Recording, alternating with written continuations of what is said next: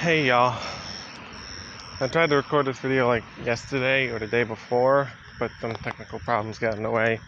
Plus, me and Kat talked all day, so I can get a spare moment. Right now I have a spare moment though, until she calls me, and I hope she doesn't call me back while I'm recording this. Oh shit, I probably shouldn't have done this. She probably will, but you know what, if she does, fuck it. I'm just here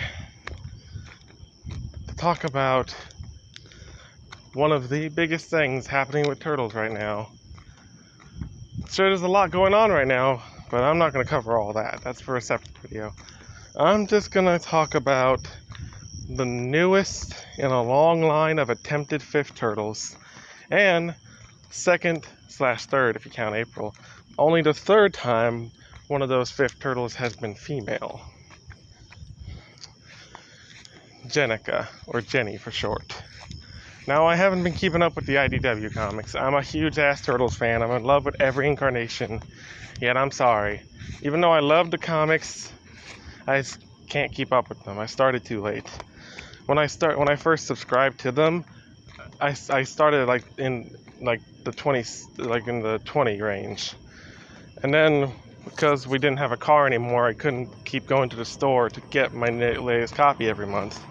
They shut off my prescription. And then we just haven't reopened it. And now I'm way behind. They're almost at issue number 100 now. So I'll get caught up sometime in the future. But for now, nah. So I may have spoiled part of the comic for myself by, looking some of this stuff up. But you know what? Screw it. I don't care anymore. Jennika originally appeared in issue number 51. Started as a human who worked for the Foot Clan. After Splinter beat Shredder and took over the Foot, Jennika tried to beat Splinter, but when Splinter beat her, she turned good and turned over to the Turtle side. Karai, sometime in the City of War arc, which I don't know if it's an in-name only.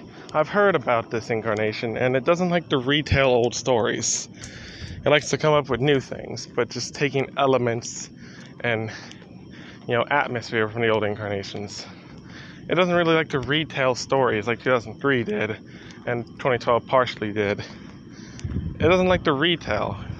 Yet, maybe this is only an in-title thing only. Maybe it's not quite the same story.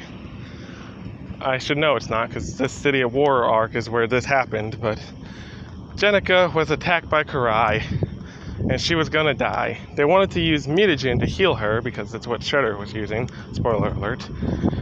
But something happened to the mutagen, and they couldn't get it in time. So as a last-ditch effort, they decided to use mutagen in Leonardo's blood to help her. I guess her and Leo had the same blood type. But unforeseen side effect, she mutated into a turtle, and now here we are. Jennika, the fifth turtle.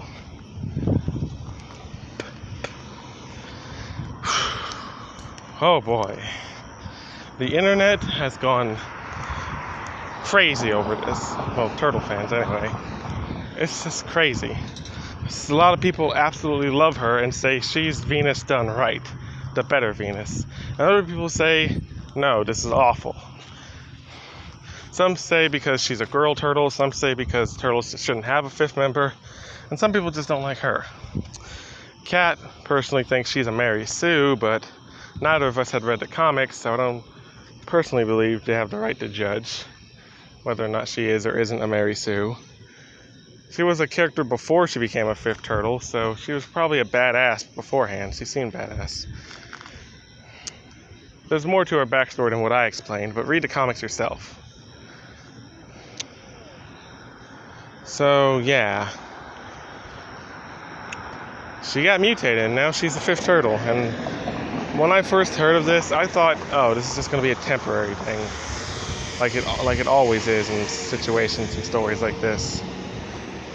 In other forms of media where someone gets turned into something, it's usually temporary. And other Turtles incarnations, not just turning into a fifth turtle, but turning into a mutant or something in general, it always gets changed back either at the end of the episode or a few episodes later or a few comics later. It always happens. So I thought you know what, maybe she's just going to be a temporary. Maybe she's going to be here for a few issues and they're going to demutate her. That's the end of that. But from the way they're promoting her like this, I think she's now a new permanent member of the team, which may have ruined the IDWs for some people, since a lot of people hate the idea of a fifth turtle, let alone a female turtle. But IDW is one of the best incarnations ever, from what I've heard. It knows how to do things perfect. So maybe this isn't breaking it. Maybe it figured out a way to do fifth turtle and female turtles right. I need to read it, but moving on. I'm just here to talk about how I feel about her. Even though I haven't read the comics, I've seen her here and there, and I know her backstory. And I personally think, before Kat came along and said she was a Mary Sue, I'm going to go off what I thought before and what I think after. And I'm not going to go off what other people think. I'm going off what I originally thought when I first heard that there was a new fifth turtle. I was like, oh cool, another one. Oh my god, it's another girl? But Peter Laird said no. Not word for word. I didn't say this out loud when I was watching and reading this. This is pretty much a simplified version of what my thoughts were. And then I heard the backstory. I was like, wow, that's a cool backstory. Alright, a cool fifth turtle. Probably only going to be temporary though. So, I thought she was okay. I thought she was pretty cool. And if she does turn out to be permanent, then, well, alright. Cool. That's cool then. But, just in case she isn't, she was cool while she lasted. Now, after Kat, I showed her the Kat, explained to her everything about her. One of the things about her was that she was kind of a love interest for Casey. Casey had like a love-hate, flirty kind of relationship with her. And Kat heard me say that about her and was like, Mary Sue. I was like, no, well, she's a badass. Mary Sue. Yeah, well, I can't, she's hard to change the mind of. And sometimes she is right about things. That could be because she is right, or because she beat it in my head enough to where I think it's right. Either way, I agree with her on some things. I'm not going to say, I'm still unsure about this, so I'm not going to confirm anything. I will say that now I'm a bit iffy about her after what Kat said, and after I heard that some people have been hating on her. Me personally, I'm a pervert. What man isn't? And I was conflicted with Venus. I was like, boobs. But I was also like, what? Turtles don't have boobs. That doesn't make sense. I loved it, but hated it. No. I think turtles shouldn't have boobs. Because, one, not mammals. They can't feed their young with them. Two, they're stuck behind a shell, so they don't jiggle. They're not good for sex. They're not nothing. They're just there to be in the way. So I think it's better that mutant female turtles don't have boobs, which is why I kind of liked Artie a lot. I'll get to that later, but we're not worried about that right now.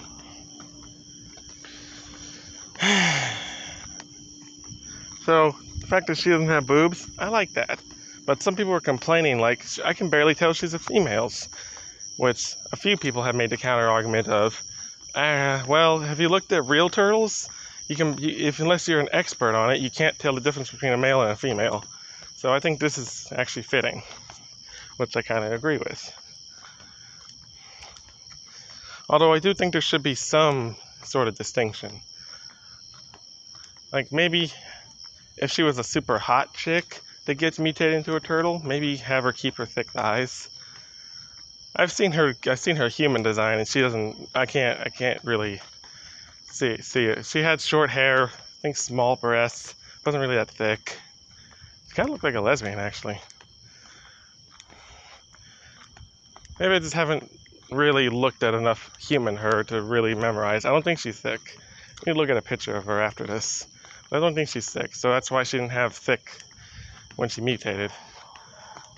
But let's just say, for those people who are complaining about not boobs and can't tell her from the males, well, how about just make some female turtles sick? There you go, that'd be a way to tell them apart.